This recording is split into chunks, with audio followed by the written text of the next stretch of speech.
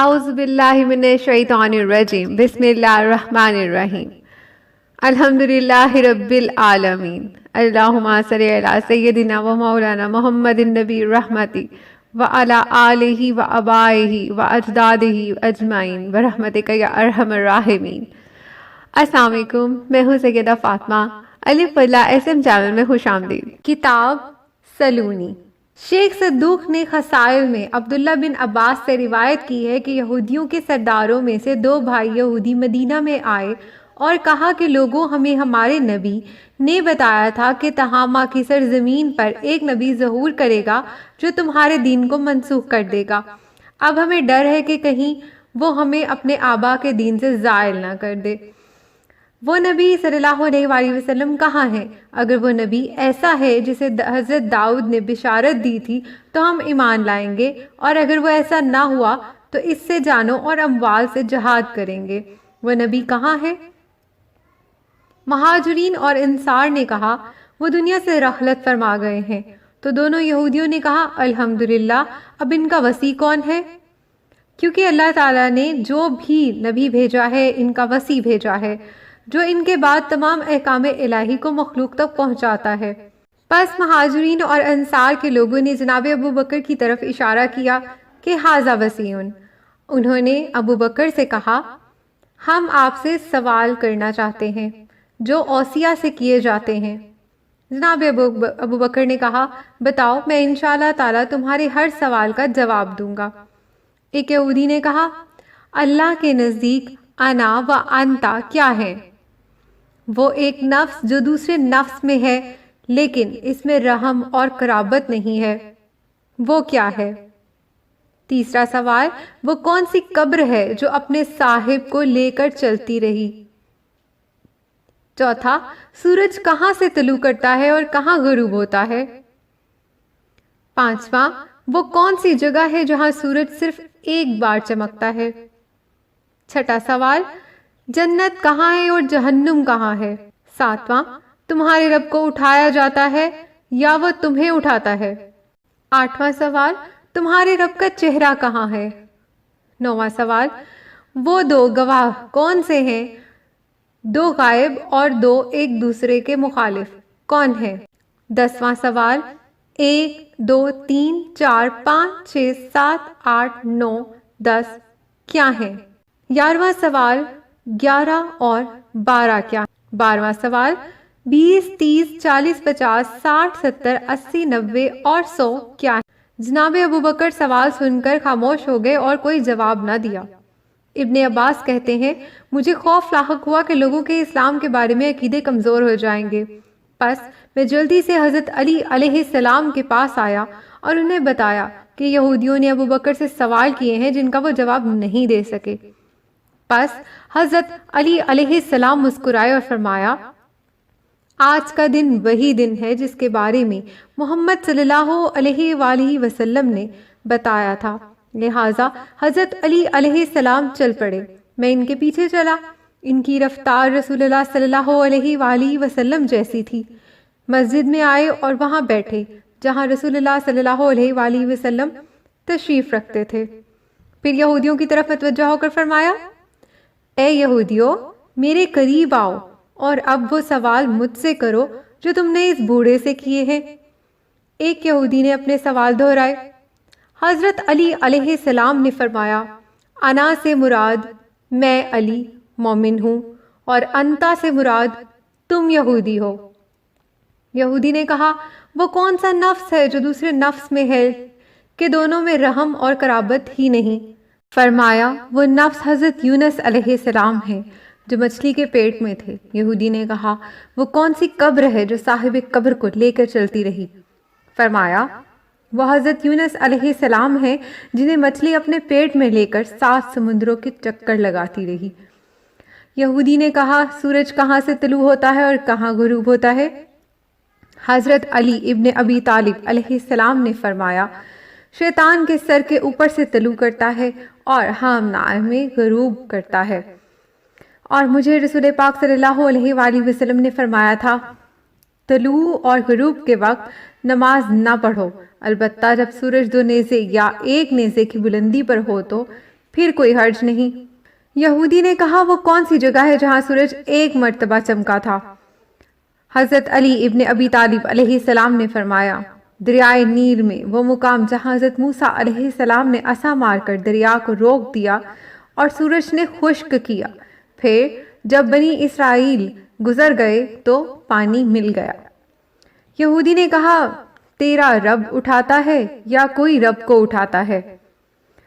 حضرت علی ابن ابی طالب علیہ السلام نے فرمایا، میرا رب عز و جل ہر چیز کو اپنی قدرت سے اٹھاتا ہے اور کوئی شے اس کو اٹھا نہیں سکتی۔ یہودی نے کہا، پھر اس آیت کا کیا معنی ہے؟ وَيَحْمِلُ عَرْشَ رَبِّكَ فَوْقَهُمْ يَوْمَئِذٍ ثَمَانِيَةٌ۔ فرمایا، تمہیں معلوم ہے کہ آسمانوں اور زمین حتیٰ تحت الثری میں جو کچھ ہے جو اللہ کا ہے، تو ہر چیز تحت الثری پر ہے اور ثری قدرت پر ہے، اور اسی قدرت سے ہی ہر چیز اٹھائی جاتی ہے۔ یہودی نے کہا، جنت اور جہنم کہاں ہے؟ حضرت علی علیہ السلام نے فرمایا، جنت آسمانوں پر ہے اور جہنم زمین پر ہے۔ یہودی نے کہا، تیرے رب کا چہرہ کہاں ہے؟ حضرت علی علیہ السلام نے فرمایا، اے ابن عباس، لکڑیاں اور آگ لاؤ اور لکڑیاں جلاؤ۔ جب آگ جلی تو فرمایا، اب تم بتاؤ کہ اس آگ کا چہرہ کس طرف ہے اور کہاں ہے؟ یہودی نے کہا، مجھے تو اس کا چہرہ نظر ہی نہیں آتا۔ فرمایا، خدا بھی اسی طرح ہے، اس کی مغرب مشرق ہمیں جس طرف جاؤ ہر طرح اللہ کا چہرہ ہے۔ یہودی نے کہا، دو گواہ، دو غائب اور مخالف کون کون سے ہیں؟ فرمایا، دو گواہ وہ زمین و آسمان ہیں جو ایک لحظہ بھی غائب نہیں ہوتے، دو غائب وہ موت و حیات ہیں جو ایک دوسرے کے پاس ذرا بھی نہیں ٹھہرتے اور غائب ہو جاتے ہیں، دو مخالف دن اور رات ہیں۔ یہودی نے کہا، 1 2 3 4 5 6 7 8 9 اور 10 11 اور 12 کیا ہے؟ فرمایا، ایک اللہ ہے، آدم اور حوا 2 ہیں۔ 3 کے بارے میں نصرانیوں نے غلط کہا ہے کہ اللہ تیسرا ہے، حالانکہ اللہ کی نہ بیوی ہے نہ اولاد۔ اور 4 کتابیں القرآن، زبور، تورات اور انجیل ہیں، اور 5 وہ فرض نمازیں ہیں۔ 6 وہ ہے کہ خدا نے فرمایا، زمین و آسمانوں کو 6 دن میں بنایا۔ 7 وہ ہیں جہنم کے دروازے جو برابر ہیں۔ 8 وہ ہیں جو جنت کے 8 دروازے ہیں۔ 9 وہ ہیں کہ جو 9 شخص زمین میں فساد برپا کرنے والے ہیں۔ 10 ایام حشر ہیں، اور 11 وہ ہے جب یوسف نبی علیہ السلام نے اپنے بابا سے کہا، میں نے 11 وہ ستارے دیکھے اور چاند جو مجھے سجدہ کرتے ہیں،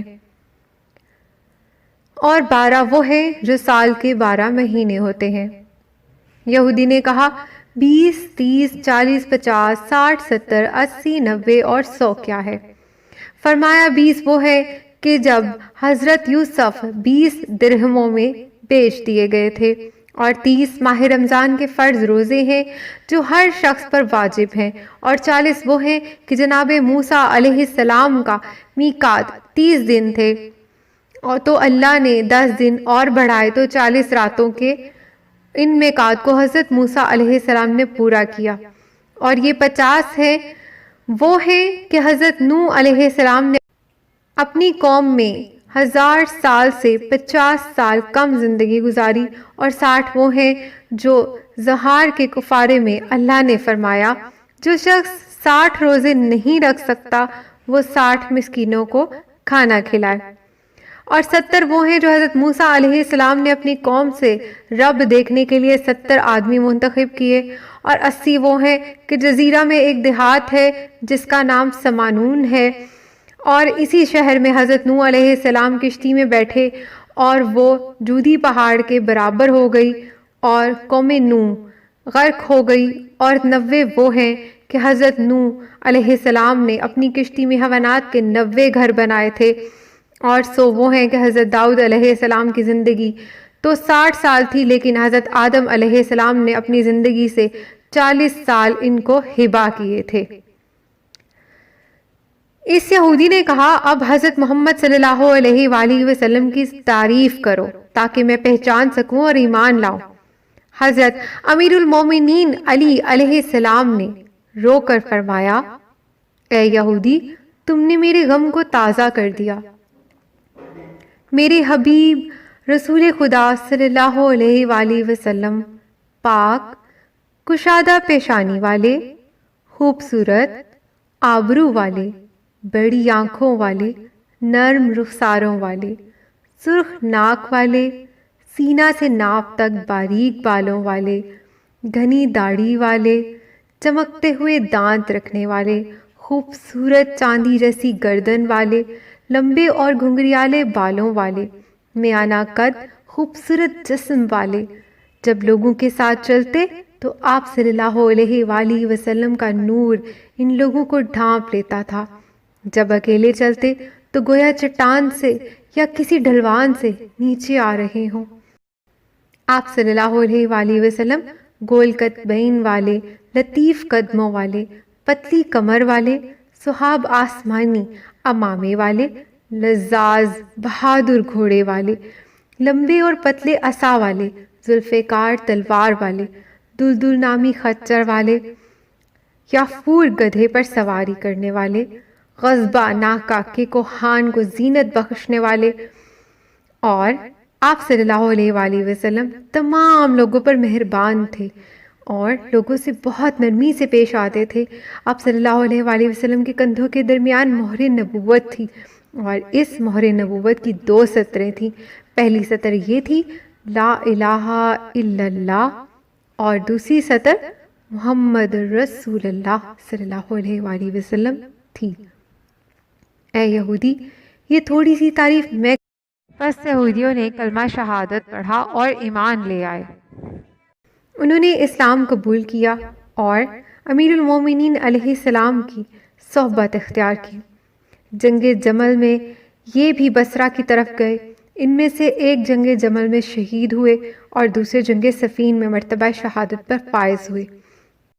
اور آپ حضرت محمد صلی اللہ علیہ وآلہ وسلم کے حقیقی وصی ہیں۔ ذکر اہل بیت شیئر کرنا صدقہ جاریہ ہے۔